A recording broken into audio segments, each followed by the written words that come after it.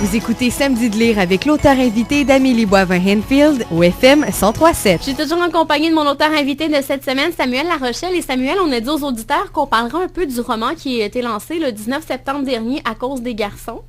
Et est-ce que tu peux nous rappeler un peu c'est quoi l'histoire? On parle d'Émile. Oui, Émile, qui a tout près de 20 ans au début de l'histoire, il vient d'avoir son diplôme en photographie et décide de quitter sa Gaspésie où il a toujours vécu pour aller vers Montréal, se disant que sa vie relationnelle va tout simplement débuter, exister, parce que Émile est un jeune homosexuel et la réalité gay est un petit peu plus compliquée dans les régions éloignées qu'elle l'est dans les grands centres. Donc en arrivant à Montréal, il y a toute cette quête amoureuse qui prend beaucoup de place. Il veut rencontrer l'amour et donc il y a les premières questions, les premiers doutes, le côté confrontant des dates et ça le questionne sur lui, sur ce qu'il veut devenir. Mais il y a aussi toute une histoire de deuil à gérer, même si son père est décédé 4 ans plus tôt et qu'il a pris du temps pour le pleurer, pour vivre ce deuil-là. Visiblement, il ne l'a pas complété.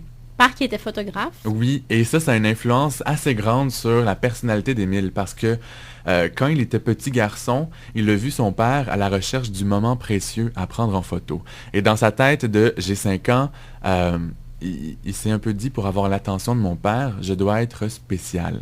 Et ça fait en sorte qu'il a besoin d'être le meilleur en tout pour se sentir spécial. Mais ça vient le rattraper dans sa quête amoureuse, cette envie d'être différent aux yeux de quelqu'un, mais aussi dans ses amitiés, dans sa vie professionnelle. Il vit beaucoup dans le regard des autres par rapport à la façon dont il s'est construit à cause de la relation qu'il avait avec son père. Donc, c'est comme si ça avait une influence sur tous les aspects de sa vie. Et la relation, c'est que j'aimais bien dans le roman, c'est la relation avec sa mère qui s'appelle Mama. Oui, ils ont une relation extrêmement proche, quasi fusionnelle, mais pas complètement, parce qu'au décès du père, Émile, qui était très très proche de son père, s'est un peu retourné, a pris toute son affection, il l'a donné à sa mère, et ils se sont rapprochés vraiment beaucoup.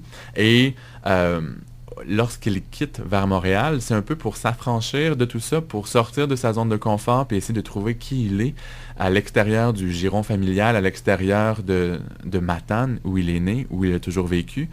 Puis, mais malgré tout, elle reste un peu sa bouée de sauvetage, ses solutions, c'est un peu de sa rationalité. Donc, il va l'appeler à quelques reprises pour avoir l'heure juste sur certaines choses qui lui arrivent dans sa vie. Et aussi le lien aussi avec sa mère, lorsque sa mère lui dit qu'il faut qu'ils quand même ils prennent leur distance à un certain moment donné. Là. Parce qu'elle voit que son Émile ressemble à son mari qui est décédé, que tous les deux ont des besoins d'indépendance, des besoins de solitude, de partir dans leur bulle, et que la seule façon de composer avec ça, c'est de les laisser aller sans courir après eux, parce qu'ils vont revenir. Donc, elle laisse Émile partir vers Montréal, voyant qu'il est de plus en plus indépendant, qu'il appelle un peu moins, c'est sûr qu'à quelques reprises, il va aller vers elle pour avoir des conseils, beaucoup moins qu'avant, et elle lui écrit une lettre où elle lui exprime qu'elle sent ce besoin d'indépendance, que d'une certaine façon, le cordon doit être coupé. Et de son côté, elle lui dit qu'elle a besoin de trouver la femme qu'elle est en dessous de la mère qu'elle est devenue toutes ces années-là.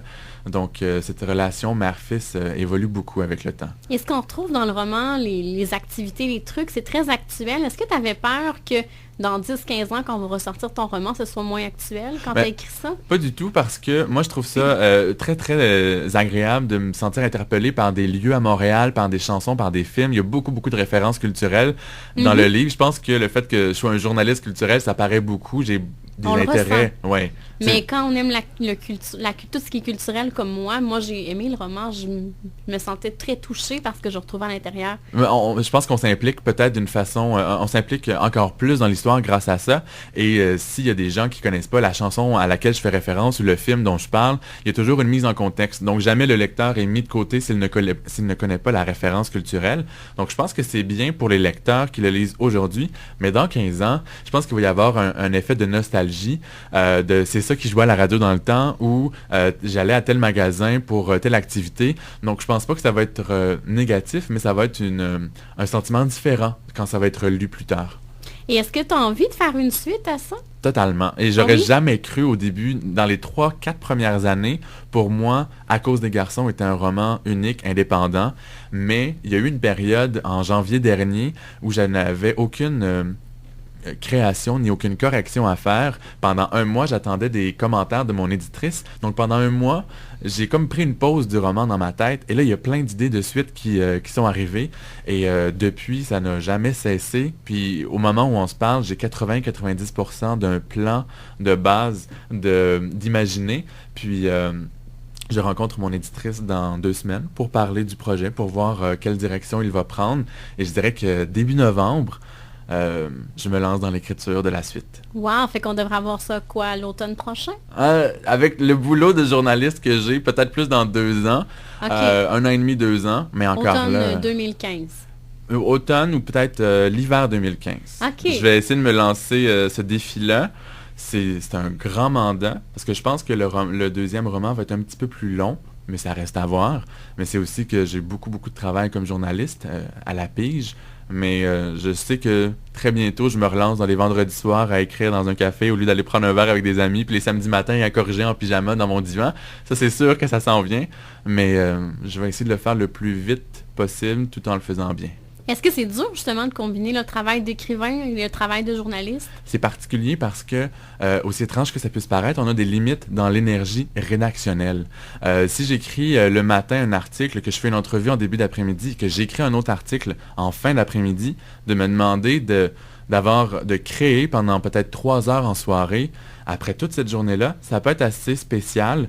Donc, j'essaie d'avoir des pratiques de chant, des activités sportives à travers tout ça pour libérer mon esprit, pour décrocher du côté intellectuel de l'écriture, même si le roman, c'est de la création, ça reste quelque chose d'intello.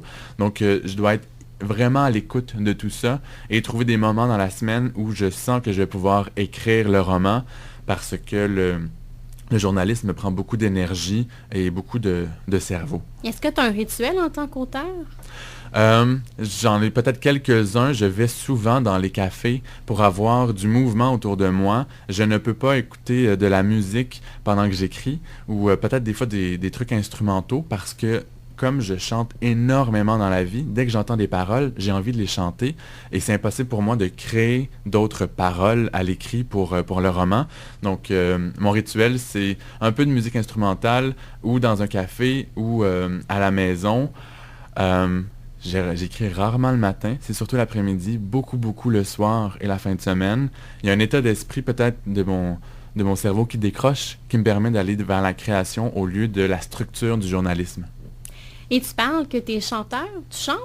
Ben, chanteur amateur, mais oui, ça fait 7 ans et demi que je prends des cours. Depuis mon arrivée à Montréal, 2 mois après mon arrivée, j'ai rencontré un professeur merveilleux, puis à chaque semaine, on se voit pendant 1 heure et je fais 3, 4 ou 5 pratiques d'1 heure à la maison chaque semaine en plus de ça. Donc, je pratique beaucoup de trucs francophones, québécois, des chansons à texte ou des chansons à déploiement vocal. Donc, c'est autant chanter Les Sœurs Boulay, Ingrid Saint-Pierre que du Bruno Pelletier ou Les Misérables. Ça va dans plusieurs directions. Mais clairement que j'ai pas une voix pour aller faire du punk ou du rock.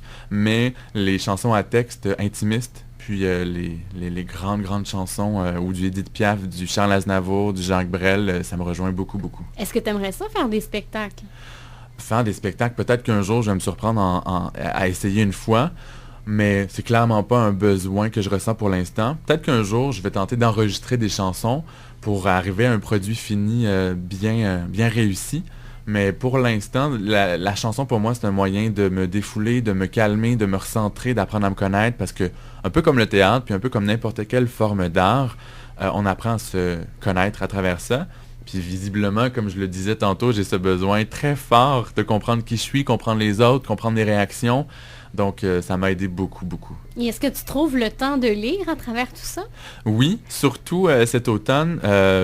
Pour mon travail, je fais plusieurs articles, plusieurs entrevues avec des auteurs qui sortent de nouveaux romans. Et moi, je m'oblige à lire le roman avant de faire une entrevue. C'est hyper important et précieux pour moi. Donc, dans les les 2 derniers mois, j'en ai lu peut-être 8, 10 romans à travers tout le travail et le lancement, la promotion du roman. Donc oui, je continue de lire. Mais il y a aussi que je consomme beaucoup de théâtre. Et je me nourris des mots autrement qu'avec la littérature.